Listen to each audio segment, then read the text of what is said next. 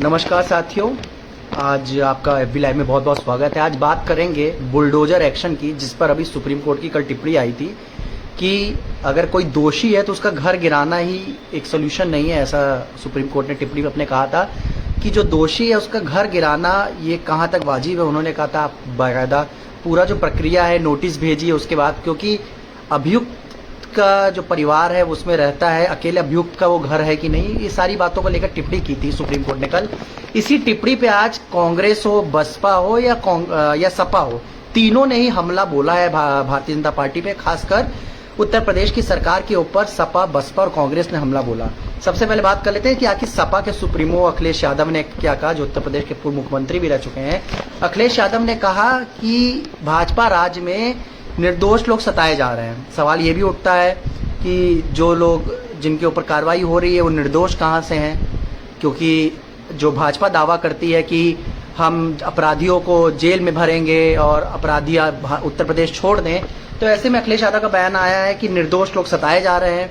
Bulldozer action के ऊपर उन्होंने अपनी आपत्ति जताई और सुप्रीम कोर्ट के फैसले का जो टिप्पणी आई है उसको लेकर उन्होंने कहा कि सही टिप्पणी है और भाजपा सरकार में निर्दोष लोग सताए जा रहे हैं। और उन्होंने साथ में ये भी कहा, ये सब बातें उन्होंने तब कही जब वो कार्यकर्ताओं को संबोधन कर रहे थे।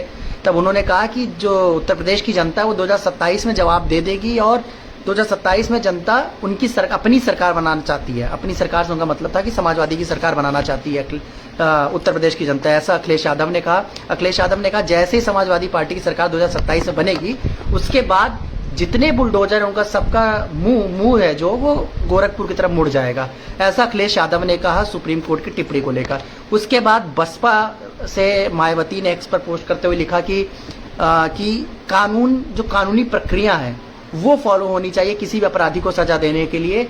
बुलडोजर एक्शन पे उन्होंने भी टिप्पणी की। उन्होंने कहा जो भी चीजें हैं वो कानून की प्रक्रिया के तहत होनी चाहिए, ऐसा बसपा की सुप्रीमो मायावती ने कहा। उन्होंने साथ में ये भी कहा कि बसपा की जब सरकार थी तो उन्होंने करके दिखाया था कि कैसे कानून व्यवस्था को कंट्रोल किया जाता है और कैसे कानून का राज स्थापित किया जाता है। ये तो कहना था बसपा का। अब बात करते हैं कि कांग्रेस के जो प्रदेश अध्यक्ष अजय राय, उन्होंने कहा कि जो भारतीय जनता पार्टी है वो अपने मनमानी करती है।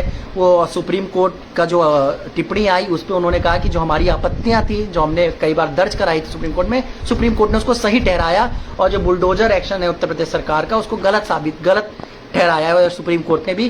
तो इस तरह से जो सुप्रीम कोर्ट की टिप्पणी आने के बाद ही तीनों बड़ी राजनीतिक दलों ने, जो उत्तर प्रदेश की बड़ी राजनीतिक दल, उन्होंने हमला बोला है बीजेपी गवर्नमेंट पर। अब देखने वाली बात होगी कि बीजेपी गवर्नमेंट इस पे क्या एक्शन लेती है, क्या अपनी कार्रवाई में बैकफुट पे जाएगी कि क्या वो उनका होगा, क्योंकि बुलडोजर जो अगर बात की जाए योगी आदित्यनाथ का जो बुलडोजर एक्शन है ये बहुत चर्चा का विषय बना है। बहुत लोग इसको पसंद भी कर रहे हैं, जो समर्थक हैं या जो आम लोग हैं वो इसमें खुश भी हैं कि जो भारतीय जनता पार्टी या योगी आदित्यनाथ का जो फॉर्मूला है रूल करने का उसको पसंद भी कर रहे हैं। वहीं सुप्रीम कोर्ट की टिप्पणी के बाद से तीनों विपक्षी जो मुख्य विपक्षी पार्टियां हैं उन्होंने इसका विरोध दर्ज किया है। ऐसी तमाम बड़ी राजनीतिक खबरों के लिए हमारे चैनल को जरूर फॉलो करें और वीडियो को जरूर शेयर करें। धन्यवाद।